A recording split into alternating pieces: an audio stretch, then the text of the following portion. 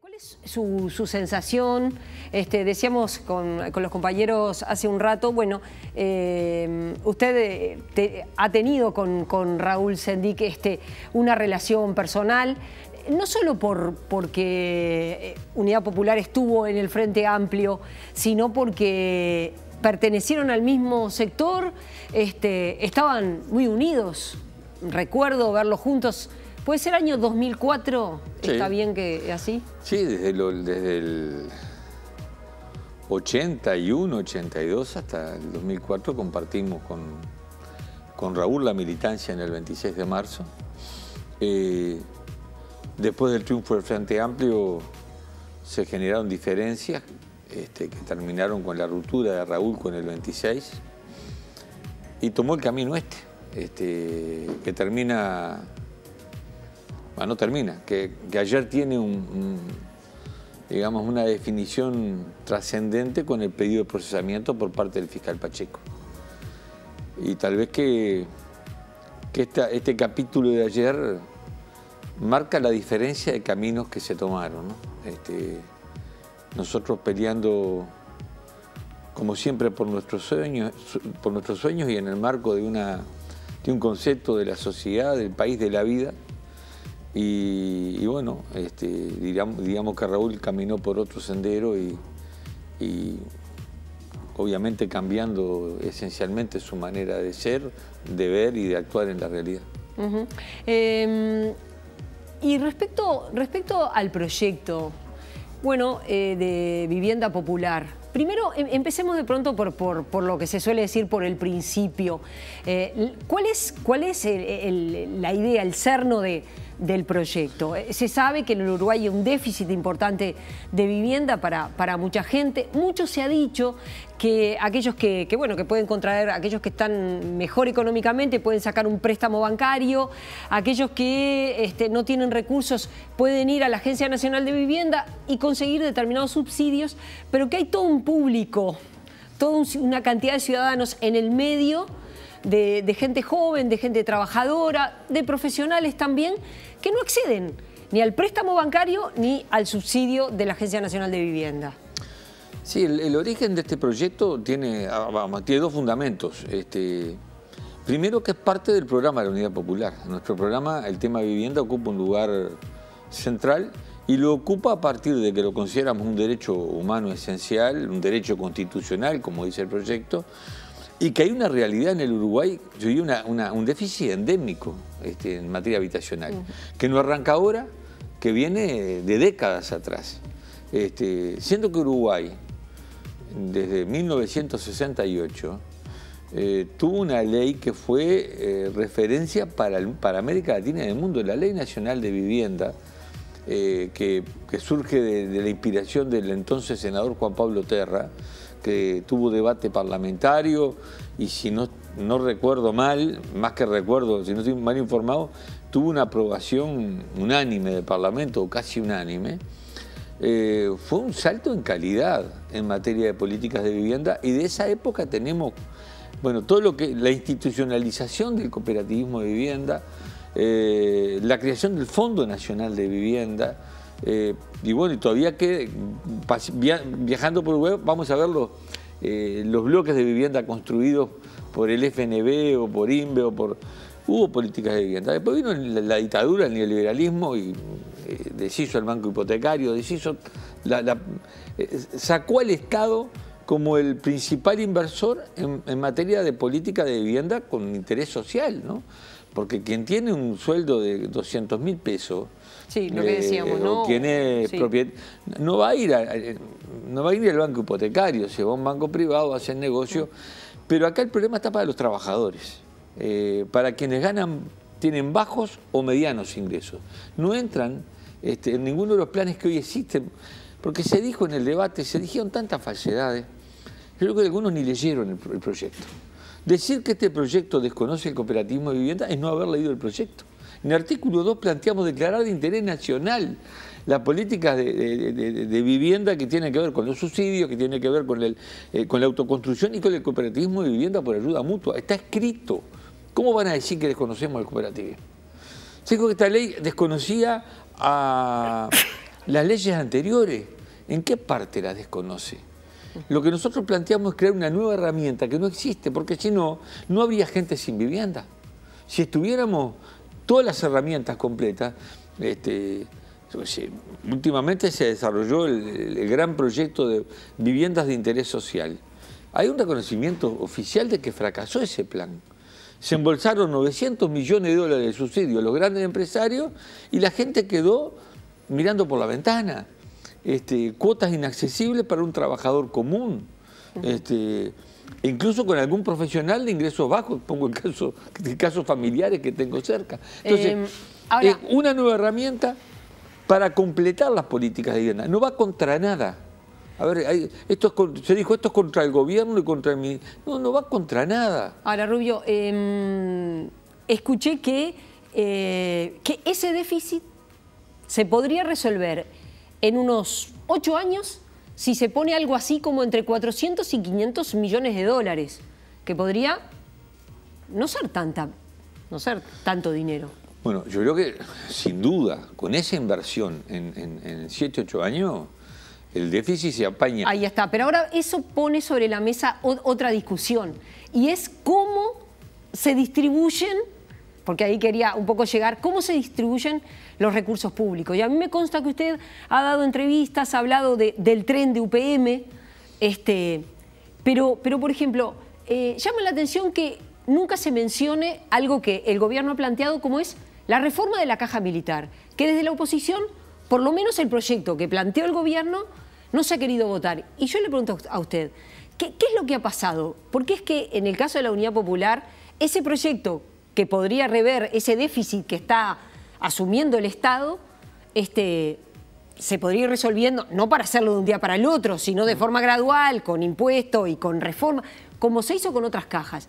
¿Cuál ha sido en el caso de la Unidad Popular el freno que usted dice, bueno, pero lo que pasa es que...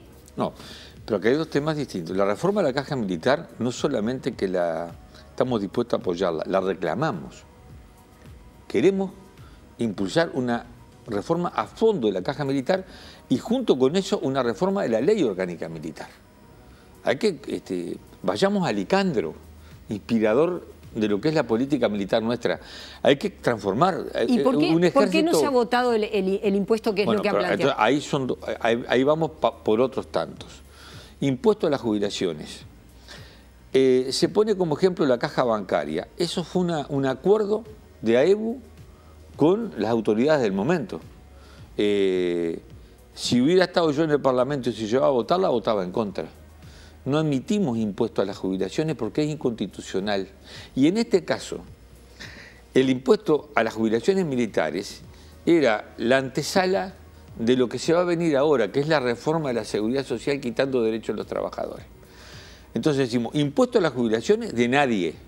Ahora, le propusimos una salida para ese tema. Y bueno, mucho menos mezclar el impuesto a las jubilaciones militares con el tema de la verdad y la justicia. La impunidad no se cambia por vitenes. Nosotros presentamos un proyecto para anular la ley de impunidad. Nadie ni lo abrieron.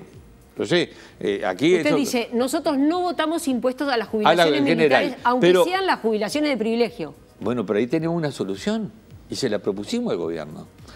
Hay un impuesto a las jubilaciones que tampoco lo compartimos, pero ya está y fue convalidado por la Suprema Corte de Justicia, el IAS. El IAS está. Entonces decimos, vamos a hacer una cosa, vamos a aumentar la tasa del IAS para las jubilaciones de arriba de 100.000 pesos. Vamos a darle ahí.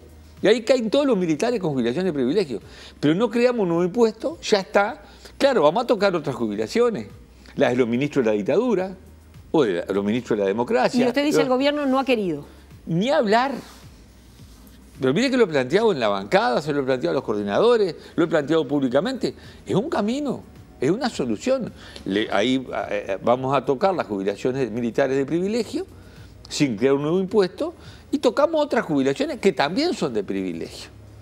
Y sobre el tema de la caja militar vamos a reformarla, pero a fondo, junto con la ley orgánica militar, que es una cuenta pendiente. Y porque si se resuelve ese déficit es una Es un déficit elevado, ¿no? Si claro, no se resuelve de un día para el otro, tampoco es que se pueda... Y tampoco ese déficit va a venir un peso para vivienda, eso se lo lleva Astori para lo que tiene que ser, claro, pero además está pensado para solventar ese déficit. No, me hizo gracia la expresión, se lo lleva Astori.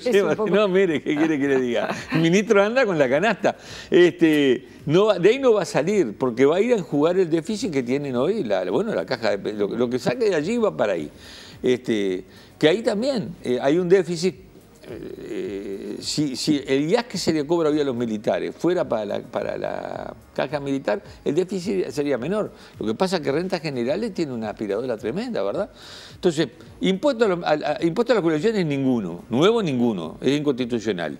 ¿Quieren grabar las jubilaciones de privilegio? Vamos a aumentar el IAS. Está el voto de la Unidad Popular. Ya lo anuncio, los 50 del frente más el mío son 51, ya están.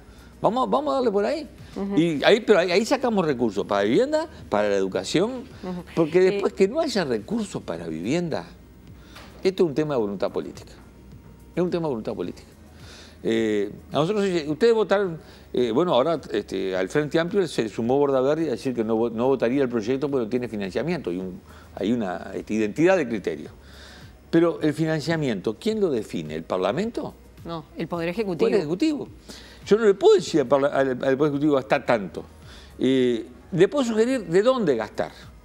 ¿Y usted de dónde cree que hay que gastarlo? Yo he puesto ejemplos concretos, pero voy a arrancar con una propuesta que no es nuestra. Bueno, esto que acaba de decir es nuevo. Usted dice aumentar el IAS. No, que no se lo había escuchado. Lo he hecho en todos lados. Pero ahí no sería solo para vivienda. Ahí hay recursos para volcar en educación, pero para vivienda. Fútbol le llegó al presidente de la República. Antes había conversado con nosotros porque se ha dicho que es contra el cooperativismo de vivienda. Este plan de vivienda lo conversamos con la dirección de FUBAN 2 veces. Mañana va a estar acá a las 8:20 de la mañana Jorge Díaz, presidente de FUBAN. Lo conoció en el proyecto, no le pareció mal, pero además nos trajeron una propuesta que nos parece espectacular, que es la de recomponer el Fondo Nacional de Vivienda, que hoy no se sabe dónde está. Esto se creó con el aporte del 1% de los trabajadores y el 1% de los patronales. En el gobierno del doctor Lacalle se sacó el aporte patronal y a partir del gobierno del Frente Amplio el IRPF se tragó el resto, ¿no? Lo que yo le digo, viene y se lo llevan. Vamos a recomponer el Fondo Nacional de Vivienda, el 2% de la masa salarial. Con eso duplicaríamos la inversión que hoy hay en vivienda. Miren, para arrancar, no solo para el plan de vivienda popular, para todos los proyectos de vivienda. Nosotros estamos estudiando algunas otras propuestas. El impuesto a las actividades bancarias que el gobierno del Frente Amplio sacó, y se ha crecido la actividad bancaria, ahora con la bancarización, por favor, todo pasa por ahí y todo genera ganancia. Hoy leía el problema, el déficit que genera al Uruguay la política del Banco Central en la emisión de letras de regulación monetaria, que se toman, digamos, préstamos a un altísimo interés, y una explicación es que los bancos tienen tanta plata ahora que van a comprar esta regulación monetaria, que le dan una ganancia cuantiosa que pagamos nosotros. Pero mire, yo lo estaba escuchando, ¿no? Y usted hablaba de los bancos. Le digo, ahí mismo cuando nosotros le preguntamos a Danilo Astori, él dijo que en el Uruguay se le habían subido todos los impuestos a los bancos, ¿no? Ahora, en el continente, porque usted ha hablado también de la financiación que se le da al proyecto UPM en general. Y a otros. Pero fíjense que en América Latina, en toda, desde Chile, Uruguay también, ¿qué se está diciendo? Se está diciendo, es necesario que crezca la inversión extranjera y es necesario también crear puestos de trabajo, porque las nuevas tendencias económicas destruyen puestos de trabajo. Esto no es solo de América Latina, es mundial. El problema de la inversión y la competencia por la inversión es también lo que todos los países quieren. Modelos económicos que usted defiende, por ejemplo, Venezuela. Venezuela necesita inversores extranjeros, no que vengan a quedarse con la plata de los venezolanos, que vengan a invertir a Venezuela. Bueno. Chile, Uruguay, es decir, ¿cómo es posible poner una política de renunciar a eso? Claro, pero el modelo chileno la verdad que no es nuestro modelo, ¿no? El modelo, bueno, es el modelo pinochetista, vigente todavía. de firma para adelante ese modelo privilegiado. Uruguay intenta imitarlo en algunas cosas. Ahora, inversión, por supuesto, cualquier inversión es buena. UPM, vamos a ver, tenemos 2 plantas de celulosa. Con el cambio que implicó en el Frente Amplio, ¿ustedes recuerdan lo que era la opinión que teníamos cuando estábamos en el Frente, antes de ganar la elección en 2004? Cómo se veía el tema de la planta de celulosa, cómo se ve ahora. Pero vamos a la experiencia, tenemos 2 plantas de celulosa. ¿Y cómo estamos? ¿Hay más fuentes de trabajo? Es mentira, la planta de celulosa no genera fuente de trabajo. Generan fuente de trabajo un año y medio durante la construcción. Después destruyen fuente de trabajo. Porque el avance del monocultivo forestal desaloja unidades productivas, digo, el tambo, cualquier... Bueno, pero el gobierno dice, está bien, pero dice, trabajo directo, trabajo indirecto. Con las plantas de celulosa, el crecimiento económico del Uruguay mejoró sustantivamente. La pobreza cayó, la indigencia prácticamente se redujo. Es decir, el Uruguay mejoró un conjunto de indicadores que hoy le permiten, por ejemplo... ¿Por las plantas de celulosa? No, digo... Porque, a ver, vamos a razonar, pero objetivamente. La planta de celulosa está en una zona franca. Y va a ir en un tren y va a un puerto y sale de una zona franca. El menor aporte impositivo que existe. 0, ¿no? Entonces, la actividad que es eucalipto, los que van lo cortan y ahora viene un grapo, corta todo, cargan los camiones, no hacen pelota en las carreteras, nos cuesta carísimo. Yo quisiera hacer la cuenta real. ¿Qué es lo que nos por deja? eso se necesita el tren, pero usted dice no invierta en el tren. Sí, pero si yo presenté un proyecto para reactivar para reconstruir el tren de carga y de pasajeros en manos de AFE. Lo que no quiero es un tren que no sea nuestro y que lo pagamos nosotros. $1.000 millones de regalo. Entonces, nosotros conseguimos otro modelo de país cuanto a la producción. Mano de obra. ¿Cuánta mano de obra generaría el Plan Nacional de Vivienda Popular? ¿Cuánta riqueza real generaría que se queda en el Uruguay? ¿Cuánta riqueza en condiciones de vida?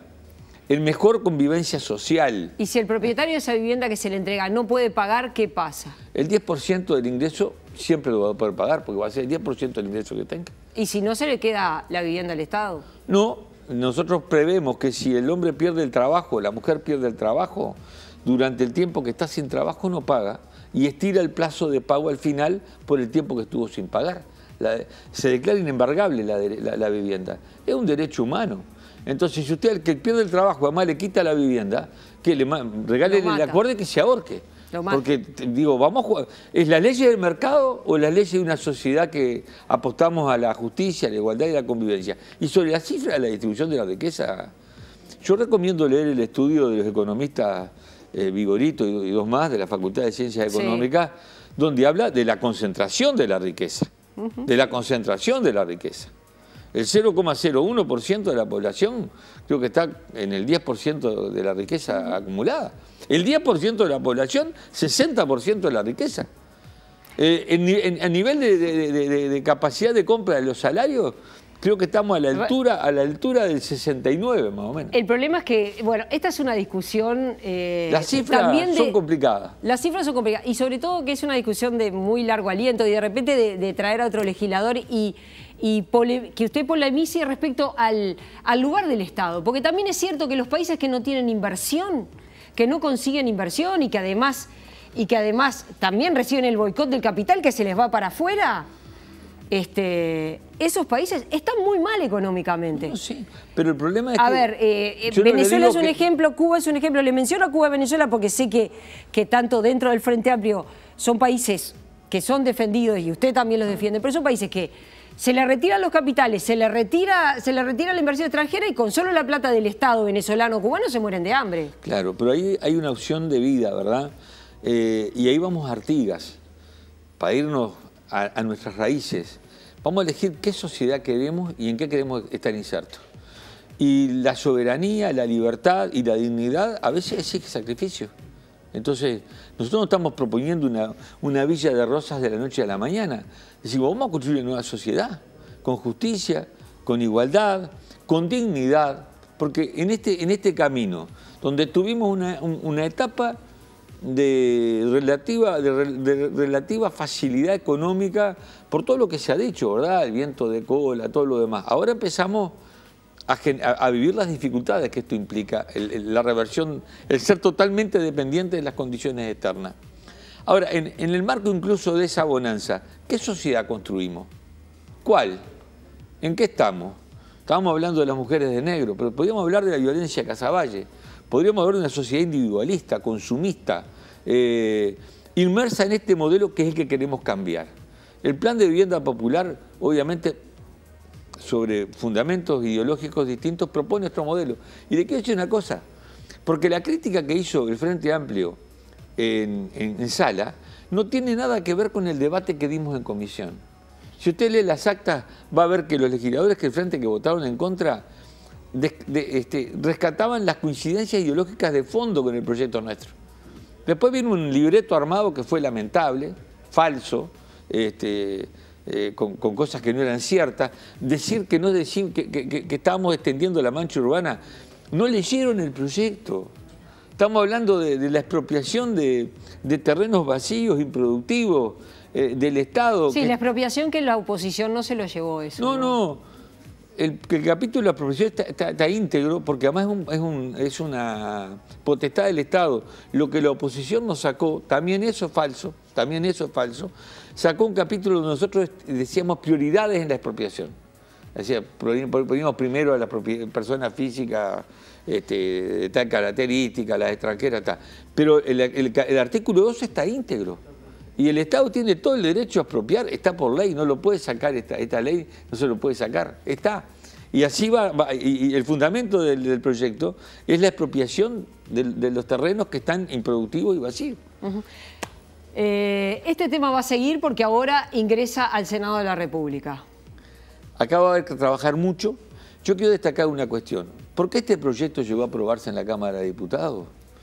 Porque se generó un gran movimiento social que se empoderó, como dice ahora, de este proyecto.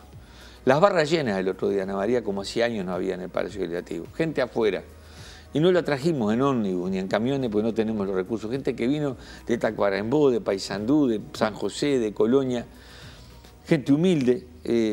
Es que la vivienda es de las cosas más sentidas por los uruguayos. Tener la vivienda propia, el techo propio es algo fundamental. ¿Qué recorrido hizo este proyecto? Que con el respaldo social que generó, sobre todo en el interior, la gente se organizó, se movilizó y fue ganando el respaldo de las intendencias. No lo ganamos nosotros.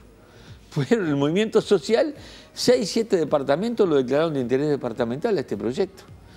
Y ahí empezó a surgir la respuesta a nivel parlamentario. Fue primero el Partido Nacional, después los otros partidos. El Partido Colorado definió casi en el último día el respaldo, el Partido Independiente fueron largas charlas que tuvimos, y con el Frente 2 años estuve pidiéndole entrevistas a las 2 bancadas que están en la Comisión de Vivienda y no quisieron reunirse. Sin embargo, muchos legisladores del Frente quisieron votar este proyecto y no pudieron.